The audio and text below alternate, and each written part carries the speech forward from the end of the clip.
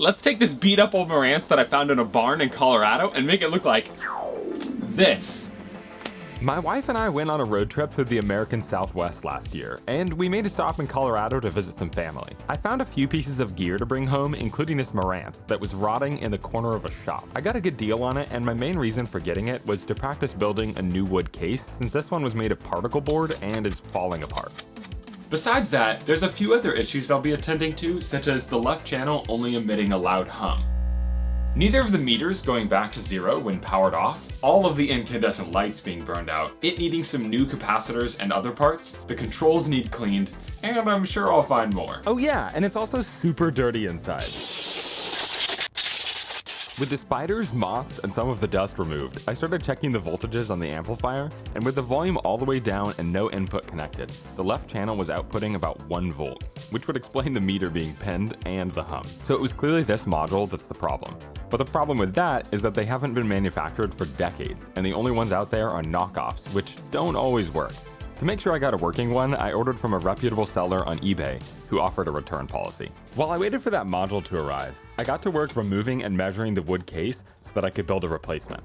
My wife's grandfather has a wonderful shop and let me use his table saw to cut the plywood pieces. He even had a chunk of solid maple that he let me use to cut the small pieces for the sides of the faceplate. And everything was going great until I forgot that old idiom, measure twice and cut once. So on my last cut to try to make this piece for the top, you can see it is just barely too narrow, and I didn't bring any more plywood with me, so I'm gonna have to come back another day and cut it. Thankfully, I was able to head back over the next day to finish cutting the pieces I needed.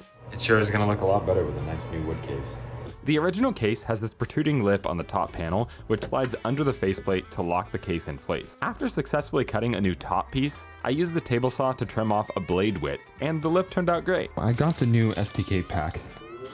I hadn't yet acquired my solder vacuum, so I used solder wick, which is basically like a candle wick that sucks up wax, except this sucks up solder, to remove the old solder from the pins on the module. You wouldn't want to lift any of the traces in the circuit board by yanking it out while there's still some hidden solder on one of the pins, so after removing the screws, I carefully lifted it out while using my soldering iron to loosen up any solder that was still kicking around. With the module removed, I sucked up any leftover solder and cleaned the circuit board with 99% isopropyl alcohol. Then removed the old dried out thermal paste from the heatsink. So you might immediately notice something different about these, which is that this is the 463, this is the 465, this is the new one. Marantz designed this receiver to run the 463 at a voltage very close to its max capability. This can cause it to wear out faster, so I opted for upgrading the chip, which has more headroom and theoretically will make it last longer. They use the same pin layout, so it doesn't require any mods to make it work. Nice. After applying some thermal paste and soldering it in place, I checked to make sure that none of my solder work was connecting pins to each other, then I plugged the receiver in to see if it fixed the left channel. It's a good sign. Meters are both down. Previously, with no speakers hooked up, this meter down here would have been max, and when you plug speakers in, it would have dropped down to about half a watt. All right, we're getting no DC voltage. Do I have the speakers turned on? This will be interesting to see if this actually works. We're getting 5.5 millivolts. Nice. 14 millivolts on this side, so a little higher, but once again, not bad. Moment of truth. Nice. There's sound out of both channels. There's left channel, right channel. Both sound great. The meters are just very jumpy. The first step was, let's see if we can get it working, and wouldn't you know, we got it working. In November, I replaced a few components in the power supply, amp, and phono amp, and cleaned off the corrosive glue that they used to hold some in place. But I didn't replace everything that I wanted to. This receiver was made in the early 80s, which makes it over 40 years old now. So later on, I decided to replace most of the electrolytic capacitors on these circuit boards. Generally, they've got a life expectancy of around 20 to 30 years, depending on how much use they're seeing, among other factors. I tested the capacitors I was removing and only found a couple that were out of spec. Yeah, so 6300, I mean, that's pretty within spec. Back in my wood shop, I started cutting out the spot for the vent on the top piece. Before I cut out this shallow area, I determined where I wanted the vent to be, then traced out how big the vent area would be and added a buffer around it for space to hold the metal grating in place. I thought that was a nice looking position for a grate, a nice small vent. It won't get in the way of any feet, of anything you're setting on top of it. It's also over the part that's going to generate the most heat in the amplifier. Using the flush trim bit that has a bearing on the bottom, I was able to easily rough cut this vent. I then proceeded to hand router the ledge that the metal mesh would sit on. It was surprisingly easy to follow the lines I had drawn and get a clean edge, but I still went back over it with a wide chisel to make it perfect. To finish off the edges of this, to make them smooth, what I'm doing is I basically just built a frame of flat edges on this side that I can then use the flush trim bit against. Finished cutting it out, got it all smoothed up. All right, so we've come to the point in the show where I'm really extra happy because this is my first time actually seeing the wood case. It's not glued up or anything. I just have the corner clamps on it and I put it on the receiver earlier to make sure it would fit, and it does fit, which is great. But I also needed to make these little corner braces for the corner here. But this is my first wood case ever, so I'm just like really excited. Like literally putting this together and then seeing it. Whoops, forgot about those. It just felt really good. I glued up one side of the wood case off camera, but noticed that the corner clamps I was using didn't hold it at a perfect 90-degree angle, so I added this straight edge. Thankfully, I had a second one to use for the other side, so I applied the glue and set it up to dry. Wow, sure is dirty under all this. I'm a bit of a hopeless romantic, and I think that ties into my love of restoring beat-up old things and giving them a new life. As much as I did get a good deal on this receiver, I think that seeing it in the corner of that shop, all dejected and beaten up, made me feel sorry for it in a way. I've been looking forward to cleaning off the years of grime for a long time, and it was just as satisfying as I thought it would be. I removed the buttons, then used a magic eraser to clean up the faceplate. I then removed the two clips that held this metal piece in place, and proceeded to clean it, and the knobs, and the buttons. The difference between dirty and clean was astounding. I also gave the bottom cover a good cleaning and went through the internals with a vacuum and brush to remove any remaining dust. With the faceplate removed for cleaning, I took this opportunity to replace the lamps and see if I could get those power meters working. There are 3 lights in this receiver, one in the tuning meter, one in the dial pointer, and one in the center of the power meters. The tuning meter and dial pointer use the same axial leaded incandescent bulb, and are easily replaced with these double or triple diode LEDs. I used a double in the tuning meter and opted for a triple diode in the dial pointer for a bit of extra brightness. All right, let's see how they look. Oh, very nice. Before I replaced the lamp and the power meters, I wanted to get them working properly. Old meters like these can freeze up over time so that they stop returning to zero, like this. You can usually fix this problem by slightly loosening the screw that holds the needle. To access the screws, remove these 2 black center pins that hold this metal cover in place. For the left meter, I was able to loosen the screw by a 1/4 turn, which released the needle, but for the right side, I couldn't get the screw to budge, so I used a set of aluminum, non-magnetized tweezers to carefully pull on the frame. I would tug constantly for a few seconds, then test the meter to see if it was fixed. Then tug again. These meters are incredibly delicate, so if you try fixing them, there is a good chance you'll break them. All right, so I got it all fixed. This meter just naturally sits a little bit below 0, and this one sits a little above 0. Instead of just pulling on this brace or whatever you want to call it from this side, I also pulled on it from this side. Long tug for probably about 20 seconds with a little bit of pressure. And now it's time to get back to the lamps. We have one last lamp right here. All we have to do is cut that glue and then we can push the lamp out. And I just used an X-Acto knife to cut the glue, and then you can just grab this assembly and push it upwards. I was thinking about it and I realized that I could just use 2 of these 5mm LEDs wired in series with this resistor to drop the current. The 2 leads from it will end up just going through this gasket in the center. All right, and just like that, you can see, got my lights in. There is a little bit of flicker going on.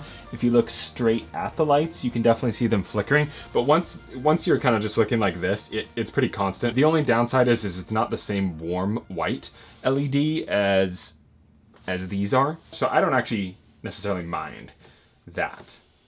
I think that it's fine. Ooh, I'm very excited. This is dry enough for me to take it apart. My first wood case ever.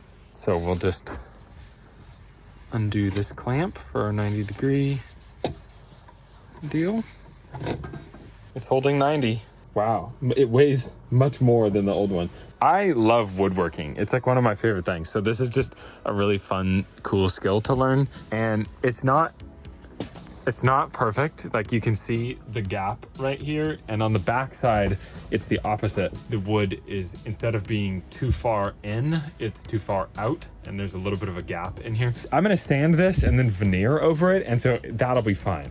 Off camera, I hand routed this thinner portion near the front of the case. I need to drill the holes for the screws on the side so that I can mount it to the actual, just screw it in place, you know? And so I set this upside down and I just put the receiver in there, and then through the holes in the side of the frame of the receiver, I just used a punch and I put holes, and now I'm gonna drill them out and then test fit it. And once I have all these screws drilled in there, then I'll be on to veneering, which is really exciting. All right, so I took this receiver home last night and fitted all the bottom and the case onto it with screws. The screw holes all fit, but there will be some slight resizing to do there. From a distance, you can't tell how beat up it is. The bright wood looks really nice on it. All right, so I got all the veneer on and I just sanded it all down with 400 grit. It looks phenomenal. All the corners are nice and smooth. I'm really happy with it. It's, like I've said, it's not perfect, but for my first wooden case, this is making me really happy. Unfortunately, I accidentally deleted the footage of me applying the veneer, which is a shame, because this process has become much more enjoyable for me since purchasing some new tools. I'll talk more about them in a future video. Also, there's 14 things left to do, and this video is getting long, so let's do a lightning round. I replaced this transistor, Zener diode, and resistor in the power supply because they were corroded. Unfortunately, it made the tuner and phono stage stop working. Turns out the replacement transistor has a different pinout, even though it's the same transistor as the one that I removed. Fixed. I then sanded the wood case and side pieces to 220 grit and cleaned them with alcohol. Now it's time to apply 9 coats of water-based poly. Let's count together. 1, 2, 3, 8. Wow, that was so fast. I then sanded it to 220 grit and cleaned it with spirits. That has to dry, so we'll step away to watch other Matt clean this back panel and lubricate all of the inputs and outputs. Very nice. He also cleaned the tuning flywheel. It's very fresh now. Very nice. He then installed the faceplate and knobs and saw it with the lights on for the first time. Oh man, that's nice. I'm a little sad that these are a different color than these, but it doesn't bother me that much. What do you think of the two-tone lights? I had been unsure how I was going to hold the vent in place until I saw an old Pioneer receiver that used pieces of wood glued around the edge of the grating to hold it in place. The next day, I popped in to check on it, and it turned out great. I then stepped back to the workbench to fix some new issues that arose. One of which was that the tuning meter was sticking the same way that the power meters were. So I fixed it the same way. And it's moving around. Easy. I wasn't really fully happy with the light on the meters being cold white instead of warm white, and so I changed it to a 3-diode setup here that's warm so it matches the other ones. My wife and Kat both agreed previously that it would look better with all warm lights. They're pretty different. Yeah. It's not bad. I love that wheel. Yeah, and it coasts. Look at how well it coasts. Just scanning. It's so clean now. Remember when we found it in the barn and it was so nasty, dude? This is my hidden cat, Citrine, my wife and I's cat. And she doesn't show up for anybody who comes into the house, but since she can't see you, she doesn't know you're there. And she can't be afraid. What do you think, Citrine? Yeah? Here, we'll move the gyro together. Look, Citrine. You don't like that? No gyro touch for you? Anyways, let's get back to the other new issue was that the speaker connectors developed intermittent signal issues. So I removed them and cleaned them out real good with contact cleaner and deoxid, then reflowed all of the solder joints. They work great now. I removed all of the ground connections in the receiver and burnished them with sandpaper, then added some solder. This helped quiet the phono stage. Before adding the final coat of poly, I needed to drill the mounting holes into the veneer. I started them with a drill bit, then used a small router bit to match the veneer to the hole in the wood, and finished with some 220 grit sandpaper to smooth out the edges. It's final coat of poly time! Let's go! My last thing to do before installing the new wood was to clean out the tuning capacitor and this input selector switch. Boom! Done! Ooh, I'm so excited. This moment of peeling off this tape, it's nothing crazy. I was debating whether or not I should film it, but I've been working on this wood case for a long time and I've had a lot of ups and downs with it. I've gotten really frustrated having things not go the way that I wanted and being frustrated that it isn't perfect, etc. But it's turned out really good. And I have to keep reminding myself, this is my first wood case. I mean, it's just overall, it's a beautiful wood case that is going to honor the looks of this Marantz receiver. Peel off this here tape. Ooh, look at that. It looks so good. This might just be my favorite looking receiver I've ever worked on. It has its scratches, and I'll be the first to admit that my wood case isn't perfectly square, and my poly finish has some dirt specks in it. But that's part of the learning process, and I'm sure looking forward to enjoying this one while I work on the next one, or until someone buys it.